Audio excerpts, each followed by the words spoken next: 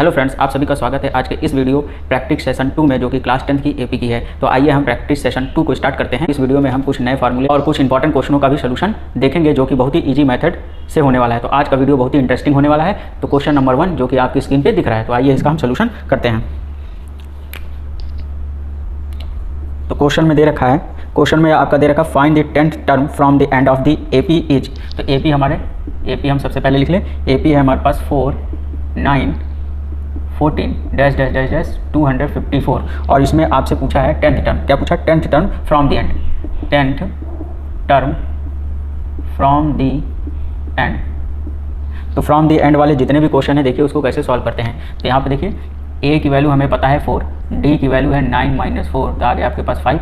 अब 10th term, N की जगह क्या है यहाँ पे 10। अब क्वेश्चन में कह रहा है कि दी 10th term from the end, तो इसका फार्मूला है nth term from the and. तो इसका है L - D n - 1।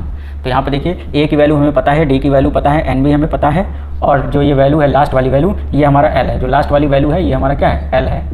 तो यहाँ पे फार्मूला पुट कर देंगे, तो हो जाएगा 254 माइनस D है आपके पास 5, और N है आपके पास 10 - 1, तो हो गया 254 माइनस 5, और ये हो गया 10 में से 1 गया 9, तो 245 माइनस 9 5 जो 45। अब आप तो इसमें से माइनस करेंगे तो 209 आएगा। तो आइए अब हम नेक्स्ट क्वेश्चन की तरफ बढ़ते हैं, जो कि आपकी स्क्रीन पे दिख रहा है। क्वेश्चन है the nth term of AP is 3n + 5, तो फाइंड इज कॉमन डिफरेंस। तो इसको देखते हैं इसका सोल्यूशन। तो एपी हमारे पास दे रखी है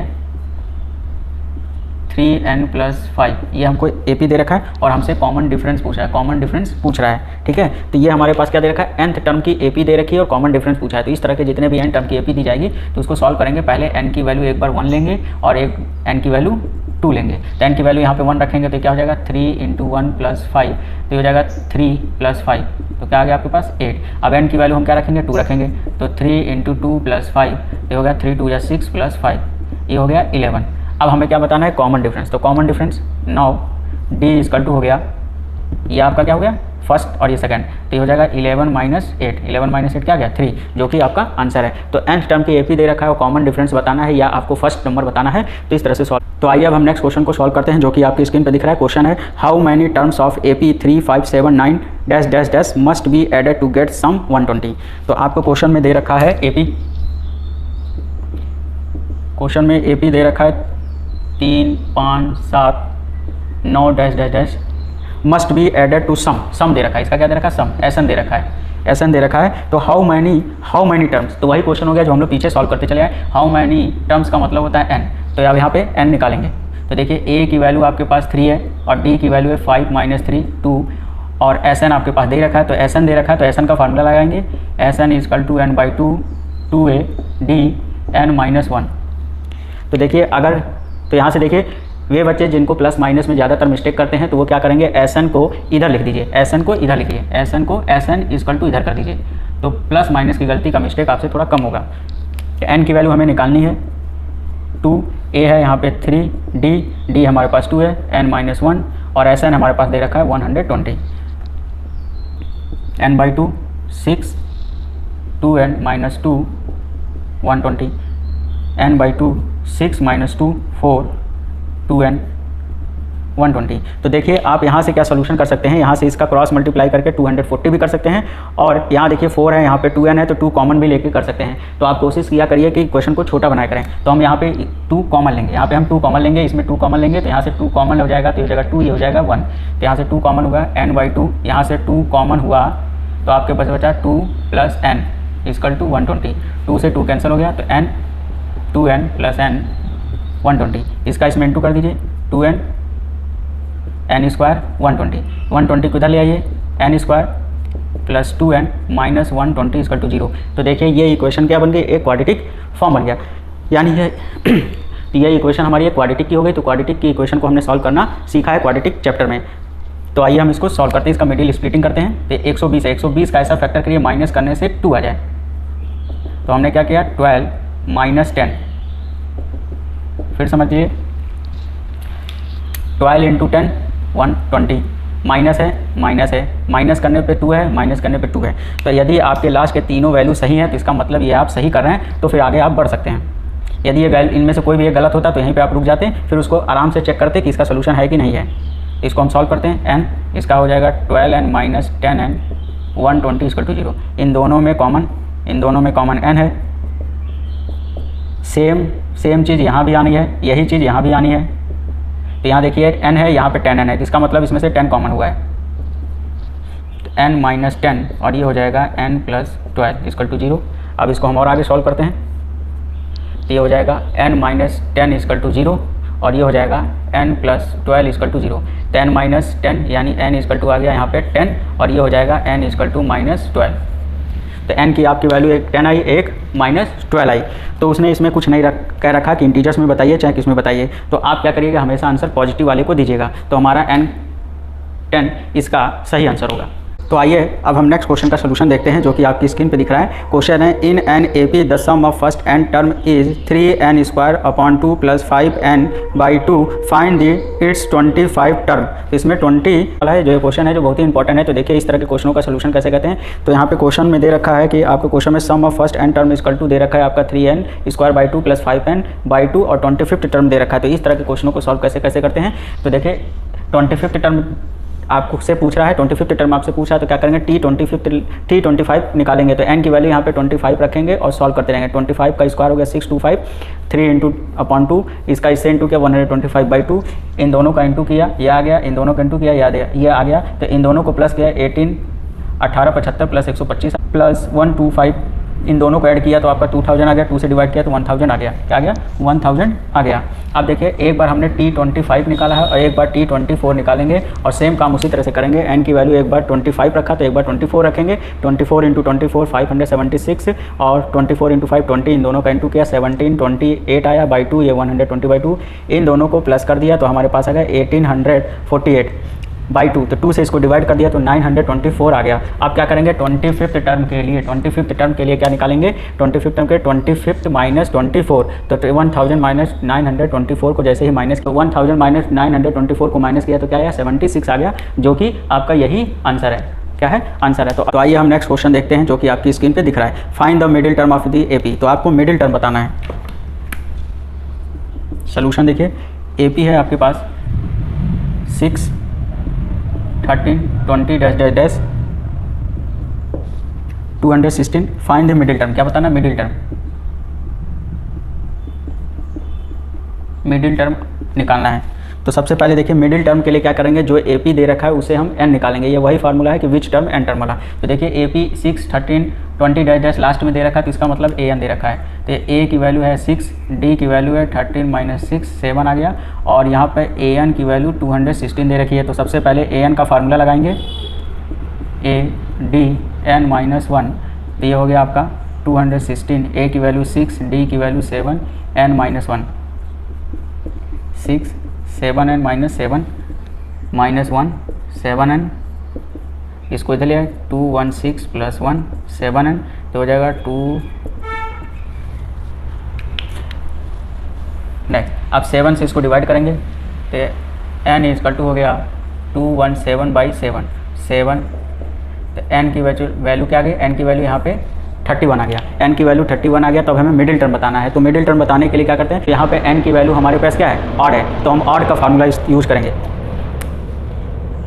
n इक्वल टू 31 है तो ये ऑड है, ऑड नंबर है, n जो है हमारा ऑड नंबर है। तो फार्मूला क्या हो जाएगा, n की वैल्यू हमारे पास ऑड है, n की वैल्यू क्या है हमारे पास ऑड है। तो मिडिल टर्म इक्वल टू होता है n by 1 plus n plus 1 by 2 th term. तो अब यहाँ पे n की वैल्यू रखेंगे, अब हम सॉल्व करेंगे।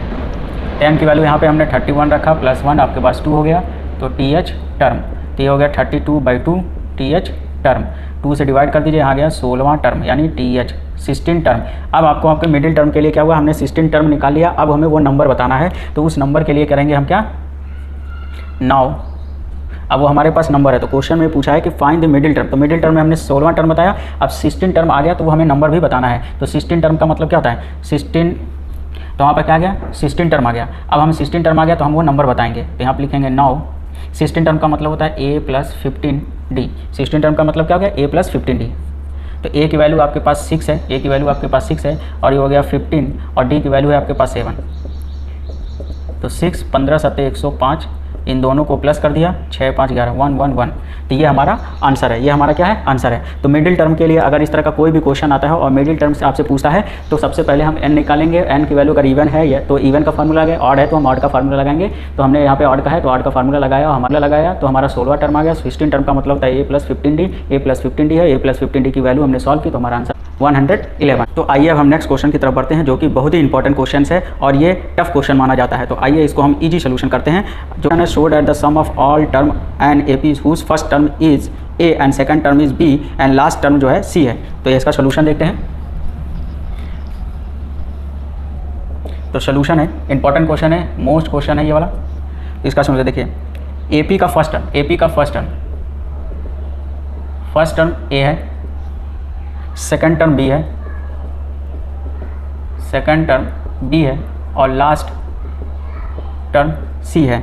तो आपको बताना है इज इक्वल टू द आपको बताना है is equal to B plus C minus 2a plus C upon 2b minus A.